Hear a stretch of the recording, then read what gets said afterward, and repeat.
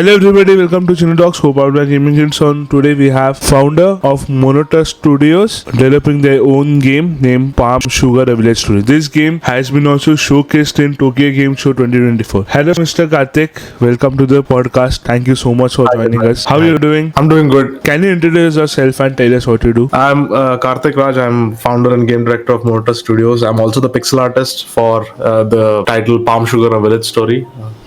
Primarily, I founded the studio in 2023, October of 2023. Before that, I worked at Rockstar Games as a cheat operations analyst for Grand Theft Auto Online and Red Dead Online. After that, I've worked in indie game studios. I've worked on Crimson Tactics as a game designer, and then I worked as a game producer in a tech startup. And later in 2023, I decided to do my own game studio. How did your journey into game development begin? So it was accidentally when I applied for Rockstar Games as a cheat operations analyst, but my role at Rockstar Games wasn't really associated with game development per se. It was more of post-production, as in once the game is released, you do the anti-cheat part. So I was on the team of cheat operations analysts where I'm supposed to monitor GTA Online, punish people who are cheating and report them. Same with Red Dead Online and other aspects such as account theft and account sales, illegal account sales across all platforms. So that is how I entered into the games industry, but not necessarily was doing something associated with development. When I started, in terms of development, I started when I quit Rockstar and joined an indie game studio called Smart Studios, where we did Crimson Tactics. And while working there, I figured that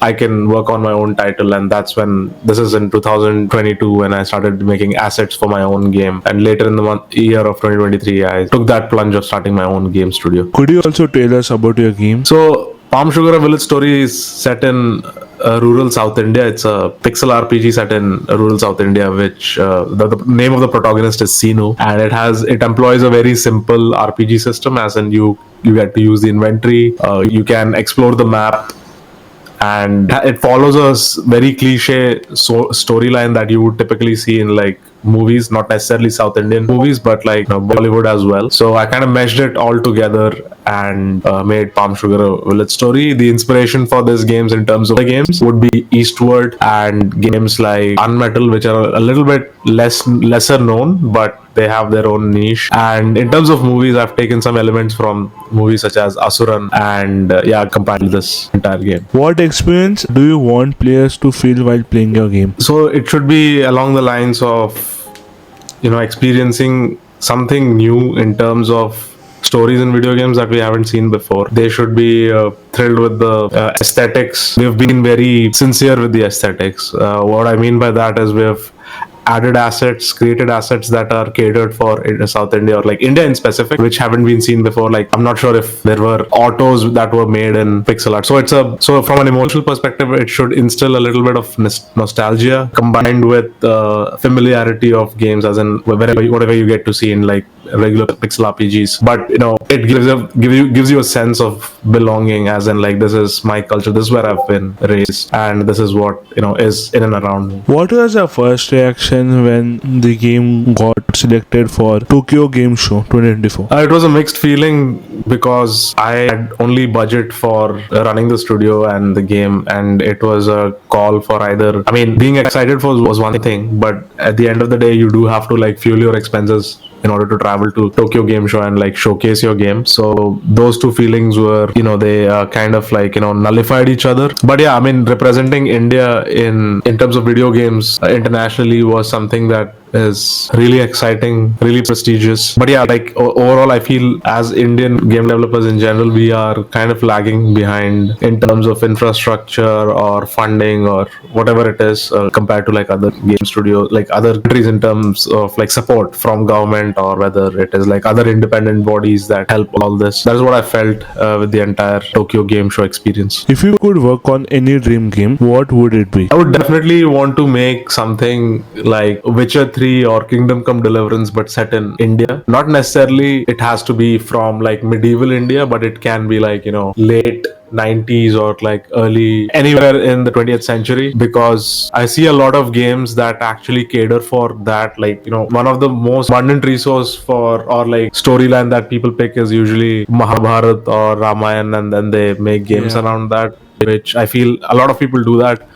And I especially do not have that kind of deep knowledge of our spiritual scriptures, and so I don't think I can do a justice to something like that. But the recent century that has passed, which where you have a lot of reference material per se in terms of movies, books, or any other medium, I think you can use a lot of these to create a world, like a very recent world, and make a game. So maybe something which is like an RPG, but which is set in like an era of 1930s, which is like equivalent to Mafia, but like Mafia, it's more of a open world sort. But I mean, RPG, we can't really quote unquote call it like an RPG, but you get what I'm trying to say, right? Like I think it's along those lines, yes. What is your all-time favorite game? So far, it has been Witcher 3, but I like a lot of RPGs, and it's not really one. It's a very hard pick for me to say that. That being said, I also enjoy Assassin's Creed Origins. This might seem very like off as in like a random pick, but I kind of like that game a lot because of what it has done for that era. How can small creators or indie game developers grow today? The only way they can do this is create visibility. Whatever work that you're putting in, make sure you create a YouTube video of it. Just developing in a small room where nobody knows what you are doing. If it is not known to the world, it's very difficult to get discovered, because if you look at stats, every next fest you have, the number of games that get released just keeps increasing. So in a sea of games, if you want to be visible, you need to start putting in efforts from day one. Even though if you, like a lot of young devs feel that I'll showcase when it's polished, which is okay, which is a really good mindset to have. But if you're starting off, I think you need to have as much as visibility as possible. Try to be really original, not copy something, or I mean you can definitely take inspiration, but like be honest, be true to yourself. Just because a certain thing sells more, and if you try to replicate it, if you do a really good job at replicating it and then making it good, then it's great. But if it is not your forte and then you still want to do something which is not forte but it sells, it's gonna be tough because you'll not enjoy the journey doing it. One message for your fans and future players? One message for my fans and future players, that you can anticipate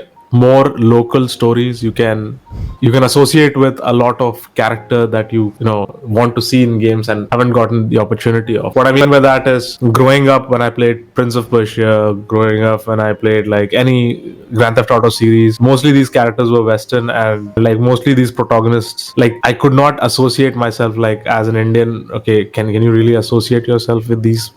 No. So I think that is where it lagged, and that is the reason I'm creating like Palm Sugar and along those lines. So that's what I can say to the audience, that there'll be they can expect a lot of relatability. Before moving forward to podcast, now we are going to show the gameplay of Palm Sugar, so do enjoy.